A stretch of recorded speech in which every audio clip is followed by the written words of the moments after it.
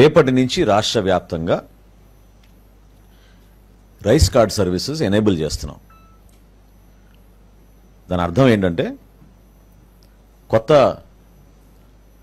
Rice card కోసం దరఖాస్తు చేసుకోవచ్చు. అదేవిధంగా ఒక కుటుంబంలో స్ప్లిట్టింగ్ ఆఫ్ రైస్ కార్డు కూడా పర్మిట్ చేస్తున్నాం.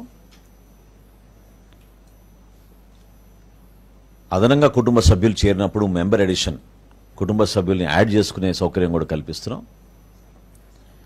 అన్నిటికన్నా ముఖ్యం అడ్రస్ మార్పు కూడా రేపటి నుంచి అవకాశం కల్పిస్తున్నాం.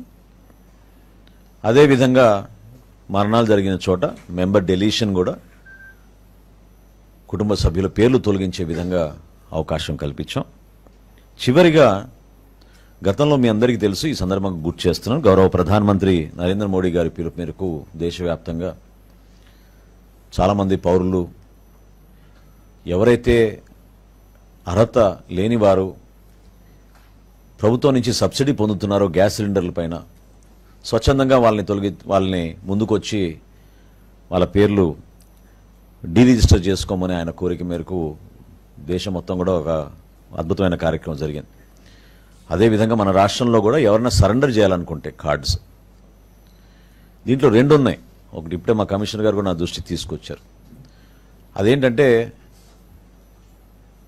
భారతదేశంలో సౌత్ ఇండియాలో ఎక్కువగా మనం బియ్యం కన్జంప్షన్ ఉంటుంది కాబట్టి ఒకవేళ వాళ్ళు మైగ్రేట్ అయ్యి ఇతర రాష్ట్రాలకు వెళితే అక్కడ బియ్యం బదులు వాళ్ళు గోధుమ తీసుకునే అవకాశం ఎక్కువ ఉంటుంది.